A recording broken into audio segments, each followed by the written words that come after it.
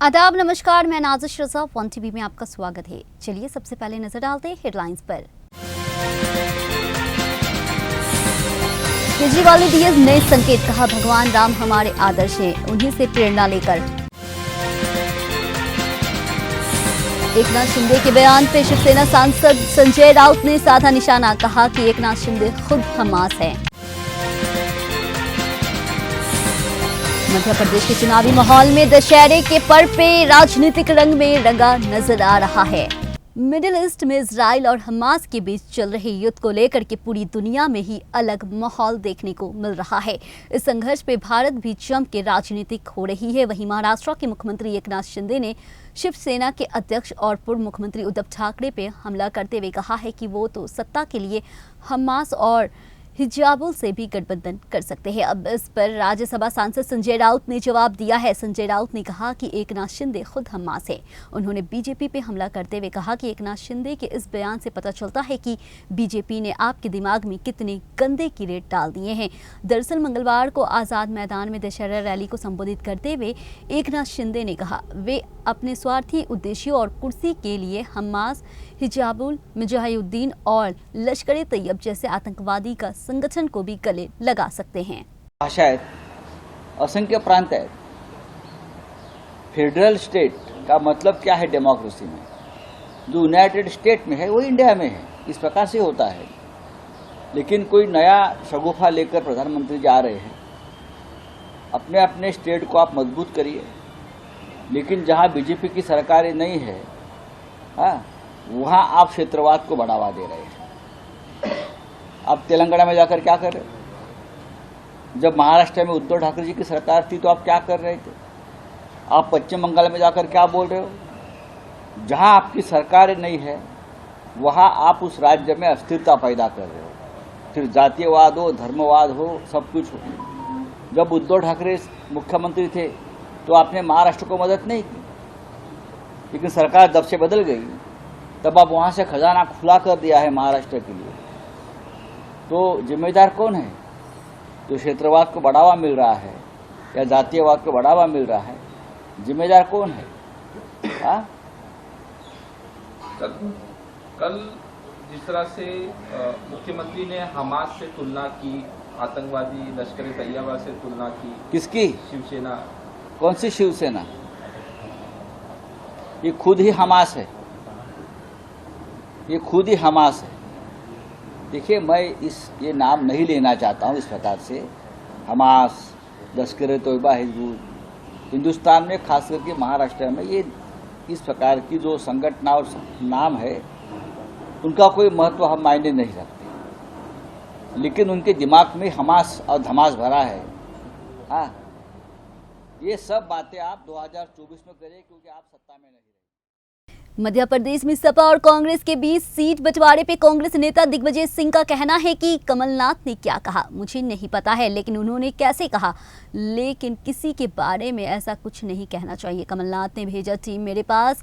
बैठक में इस बात पे चर्चा हुई कि सपा 6 सीट मांग रही है। वहीं मैंने कमलनाथ को रिपोर्ट भेजी है कि हम उनके लिए 4 सीट छोड़ सकते हैं। जो इन्होंने कहा, कह दिया कमलनाथ जी ने, किसी कैसे कह दिया मैं नहीं जानता, लेकिन इस तरह की बात किसी को खिलाफ करना नहीं चाहिए। हाँ, मैं इसको स्वीकार कर रहा हूं। मेरे पास कमलनाथ जी ने अशोक सिंह जी को भेजा था और दीप नारायण यादव आए थे और हमारी उनकी टीम आई थी। मेरे साथ चर्चा, इसी कमरे में बैठ के चर्चा हुई थी। मैं पूरी साफ सुथरी बात करता हूं, छुपाने की बात मुझे नहीं है। समाजवादी पार्टी का एक कैंडिडेट जीता था बिजावर से, जो बीजेपी में चला गया। 2 सीटों पे वो उनके अच्छे वोट 1-2 सेकंड आए थे। इस तरह से 3 सीटों के ऊपर बात हो सकती कि वो 6 सीटें मांग रहे थे। चर्चा हमारी हुई और 4 सीटों पर हम छोड़ सकते थे उनके लिए। इसका मैंने बना के कमलनाथ जी को भेज दिया था। लेकिन उसके बाद जब वर्किंग कमेटी की मीटिंग हमारी हुई थी, इस बारे में मैंने केंद्रीय लीडरशिप से बात की थी कि हमारी जो इंडिया अलायंस है उसके साथ हमारा क्या संबंध होना चाहिए। तो उन्होंने स्टेट इलेक्शंस में स्टेट लीडरशिप पर यह छोड़ दिया है। लोकसभा का चुनाव इंडिया अलायंस मिलकर लड़ेगा। लेकिन स्टेट के इलेक्शंस में हमारे अलग अलग इश्यूज हैं। समाजवादी पार्टी मुलायम सिंह जी की मुझ पर बड़ी कृपा थी, जब वो मुख्यमंत्री थे मैं भी मुख्यमंत्री था। उस जैसे राजनेता हमने देखे नहीं आज के युग में, उनकी बड़ी कृपा रही। और जब भी मुझसे मैं टाइम मांगता था मुझसे मिलते थे, बातचीत। अखिलेश बेहद शरीफ व्यक्ति है, अच्छा लड़का है, पढ़ा लिखा है और उन्होंने वसीयत संभाली है, परिवार को संभाला है। हाँ, अब ये चर्चा कहां बिगड़ी मैं नहीं जानता, लेकिन कमलनाथ जी पूरी ईमानदारी के साथ समझौता करना चाहते थे। अब ठीक है, लेकिन अलायंस में तो फ्रेंडली फाइट हो जाती है। मध्य प्रदेश के मुख्यमंत्री शिवराज सिंह चौहान कहते हैं, मैं विजयादशमी के अवसर पे सभी को शुभकामनाएं देता हूं। ये त्योहार बुराई और अच्छाई की जीत का प्रतीक है। यह ये संदेश देता है कि किसी को भी अहंकार नहीं करना चाहिए। पावन पर्व पर बहुत बहुत शुभकामनाएं। अधर्म पर धर्म की विजय का ये पर्व, बुराई पर अच्छाइयों की विजय का ये पर्व, और एक संदेश और ये पर्व देता है कि अहंकार कभी नहीं करना चाहिए, क्योंकि रावण ने अहंकार किया, बहुत मनाया रावण को। हनुमान जी ने कहा सीता जी वापस दे दो, अंगद जी ने कहा सीता जी वापस दे दो, उनकी पत्नी मंदोदरी ने कहा सीता जी वापस दे दो, भाई विभीषण ने कहा सीता जी वापस दे दो, लेकिन रावण नहीं माने।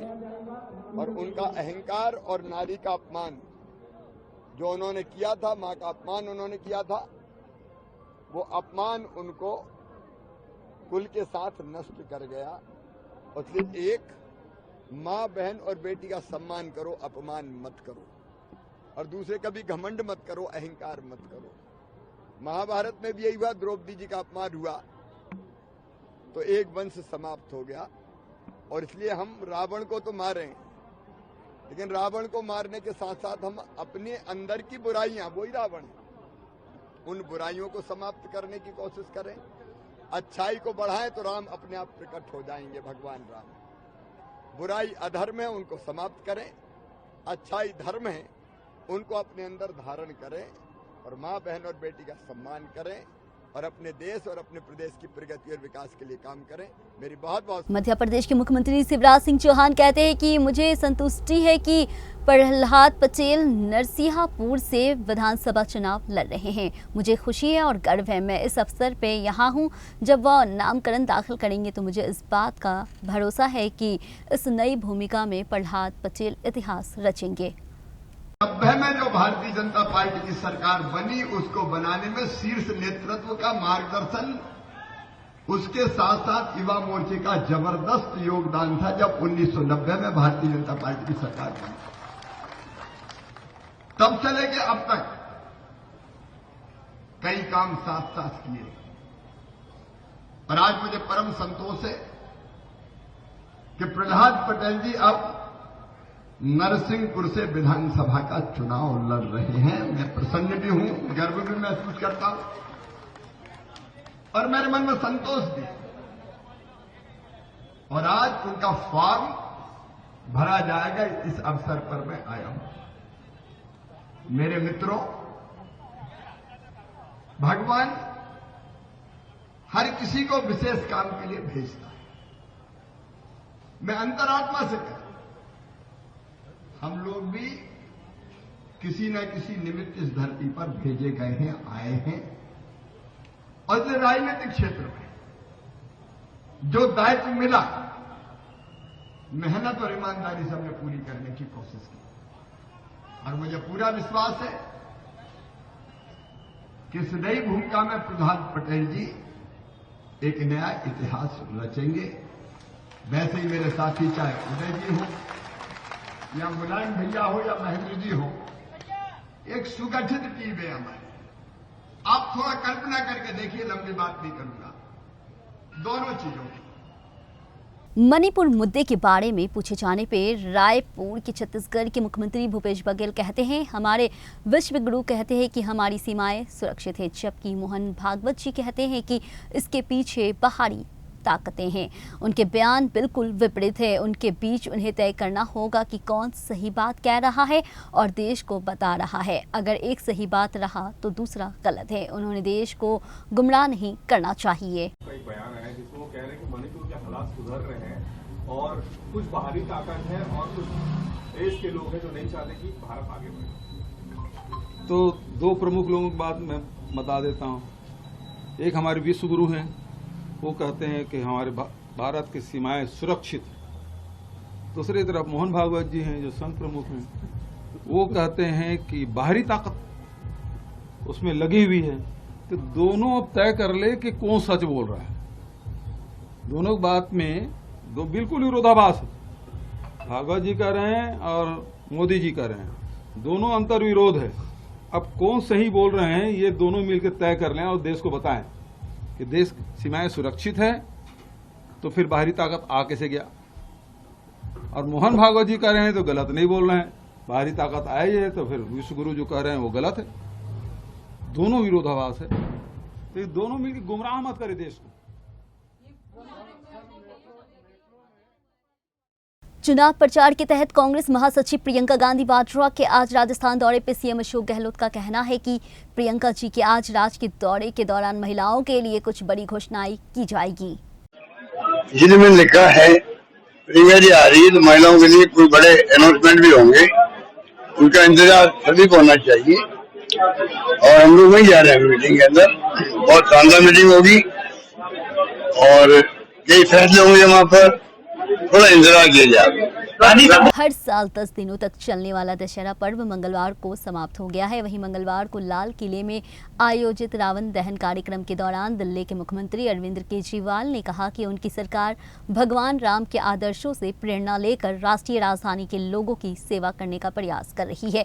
अब वहीं आम आदमी पार्टी की सरकार का प्रयास है कि दिल्ली में कोई भूखा न सोए। भगवान राम हमारे आदर्श हैं, हमें उनकी जीवन से बहुत कुछ सीखना है, उनके आदर्श से बहुत कुछ सीखना है। और जो अपने हिंदू धर्म में राम राज्य की परिकल्पना है, हम तो बहुत छोटे हैं, रामचंद्र जी हमारे आदर्श हैं। राम राज्य तो बहुत ऊंची चीज है, लेकिन उनसे सीख के हम जो कुछ भी कर सकते हैं हम कोशिश कर रहे हैं कि दिल्ली के अंदर कोई भूखा नहीं सोना चाहिए। हमारी कोशिश है दिल्ली के अंदर चाहे गरीब हो चाहे अमीर हो, सबको अच्छी से अच्छी शिक्षा मिलनी चाहिए। ये हमारा संकल्प है, उसकी तरफ हम कोशिश कर रहे हैं। दिल्ली के अंदर अगर कोई बीमार हो उसको अच्छे से अच्छा इलाज मिलना चाहिए, सरकारी अस्पताल में जाए तो भी अच्छा इलाज मिलना चाहिए, ऐसी हमारी कोशिश रहती है। दिल्ली के अंदर अगर कोई गरीब भी है उसको बिजली मिलनी चाहिए, अगर पैसे नहीं है तो मुफ्त बिजली मिल रही है उन लोगों को, सबको मुफ्त बिजली मिल रही है, ऐसी हमारी कोशिश है। दिल्ली के अंदर 24 घंटे बिजली मिलनी चाहिए, ऐसी हमारी कोशिश है। तो रामचंद्र जी महाराज से प्रेरणा लेके हम लोग कोशिश कर रहे हैं। मैं आपके बेटे की तरह, आपके छोटे भाई की तरह आपकी समस्याओं का समाधान करने की हमेशा कोशिश करता रहता हूं। 24 घंटे हम लोग काम करते रहते हैं, फिर भी कई बार कमी रह जाती है। अगर कोई कमी रह जाए मेरे से, उसके लिए मैं माफी चाहता हूं और फिर से भगवान से प्रार्थना करता हूं आपके घर में खूब खुशियां बरसाए, आप लोगों को खुश रखे, हमारी दिल्ली तरक्की करे, हमारा देश तरक्की करे, ऐसी प्रभु श्री राम से मेरी प्रार्थना है।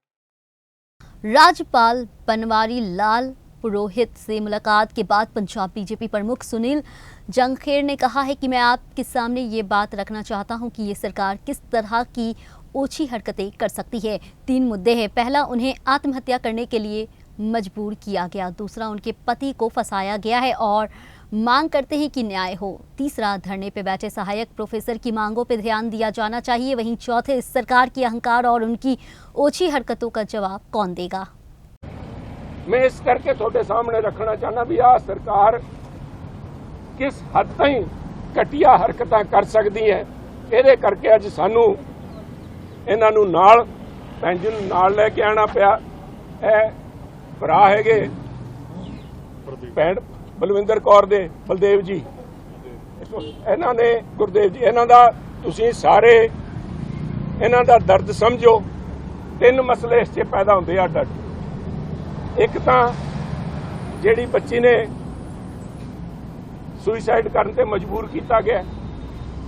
ਦੂਜਾ ਮਸਲਾ ਉਹਨਾਂ ਦੇ ਜਿਹੜੇ ਹਸਬੈਂਡ ਹੈ, ਉਹਨਾਂ ਦੇ ਪਤੀ ਤੇ ਉਹਨਾਂ ਦੇ ਸਹੁਰੇ ਸਾਹਿਬ ਨੂੰ ਜਿਸ ਤਰ੍ਹਾਂ ਨਜਾਇਜ਼ ਫਸਾਇਆ ਗਿਆ, ਉਹਨਾਂ ਨੂੰ ਨਿਆਂ ਮਿਲਣ ਦੀ ਗੱਲ। ਤੀਜਾ ਹੈ ਇਹ ਜਿਹੜੇ ਸਾਡੇ ਅਸਿਸਟੈਂਟ ਪ੍ਰੋਫੈਸਰਸ ਉੱਥੇ ਧਰਨੇ ਤੇ ਬੈਠੇ ਹੈ, ਇਹਨਾਂ ਦੀ ਮੰਗ ਤੇ ਗੌਰ ਕਰਨ ਦੇ ਸਰਕਾਰ ਦੇ ਤਿੰਨੋਂ ਫਰੰਟ ਦੇ ਉੱਤੇ। ਤੇ ਬਾਕੀ ਚੌਥਾ ਸਵਾਲ ਜਿਹੜਾ ਪੈਦਾ ਹੁੰਦਾ ਹੈ, ਇਸ ਸਰਕਾਰ ਦੇ ਅਹੰਕਾਰ ਤੇ ਘਟੀਆ ਜਿਹੜੀ ਹਰਕਤਾਂ ਕਰਨ ਤੇ ਉਤਰ ਆਏ, ਇਹਦਾ ਜਵਾਬ ਕੌਣ ਦੇਊਗਾ? ਆਹ ਸਵਾਲ ਇੱਕ ਪੰਜਾਬ ਸਰਕਾਰ ਦੇ ਸਾਹਮਣੇ ਕੇਜਰੀਵਾਲ ਸਾਹਿਬ ਦੇ ਮਾਊਥਪੀਸ ਭਗਵੰਤ ਮਾਨ ਜੀ ਨੂੰ ਮੈਂ ਪੁੱਛਣਾ ਚਾਹੁੰਦਾ ਵੀ ਇਹਦਾ ਜਵਾਬ ਕੌਣ ਦੇਊਗਾ? ਇਹਦੇ ਬਾਅਦ ਤੁਸੀਂ ਅਗਰ ਕੋਈ ਗੱਲ ਮੇਰੇ ਤੋਂ ਪੁੱਛਣਾ ਚਾਹੋ ਜਾਂ ਜਿਹੜਾ ਭੈਣ गुरविंदर कौर तो पूछना चाहो या उन्होंने ब्रदर को। देश की राजधानी दिल्ली में सर्दी की शुरुआत अभी नहीं हुई है, लेकिन वायु प्रदूषण का स्तर बहुत खराब हो गया है। वहीं AQI खराब होने से राजधानी में सुबह हो या शाम घर से बाहर निकलना लोगों का मुश्किल हो रहा है। खासकर बुजुर्गों और कम उम्र के बच्चों के लिए नेशनल एयर क्वालिटी इंडेक्स के मुताबिक भी राष्ट्रीय राजधानी में वायु प्रदूषण की स्थिति लोगों की चिंता बढ़ाने वाली है। इसके साथ साथ आज जो हमने निर्णय लिया है कि जो ग्रैब का नियम है उसके अनुसार मेट्रो और बसों की फ्रीक्वेंसी बढ़ाने का डायरेक्शंस दिया गया है।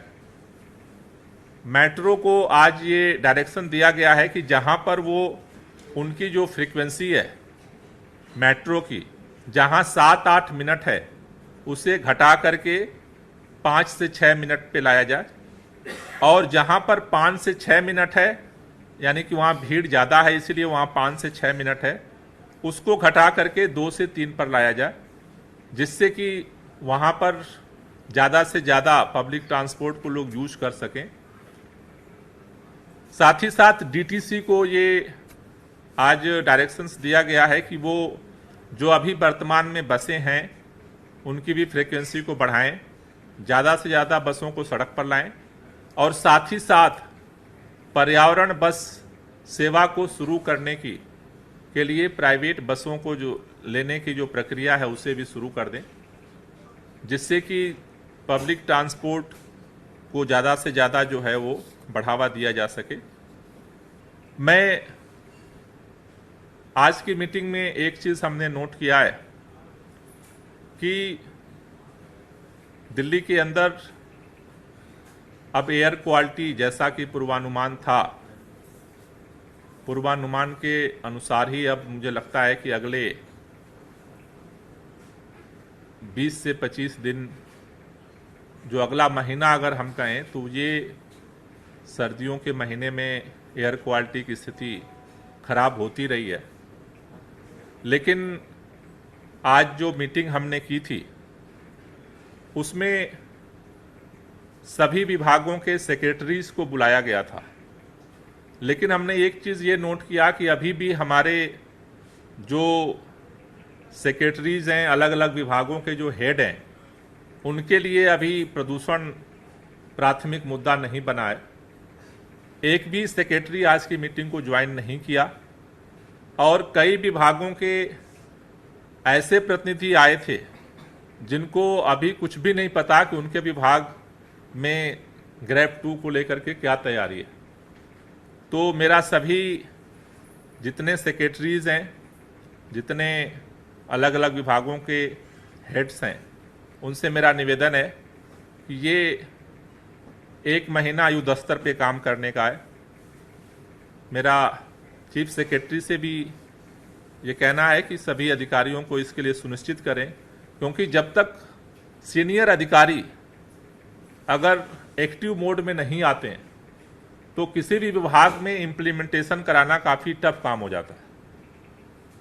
तो हमें उम्मीद है कि चूंकि आज पहली बार जो है वो एयर क्वालिटी जो है वो 300 से प्लस हुई है, तो सभी अधिकारी थोड़ा सक्रिय होंगे अपने अपने विभागों के साथ और मुझे लगता है कि हम इम्प्लीमेंटेशन को और ज़्यादा कड़ाई के साथ पालन करेंगे। आज के समाचार में इतना ही। मुझे दीजिए इजाजत, फिर मिलेंगे नए समाचार के साथ सिर्फ ऑन टीवी में।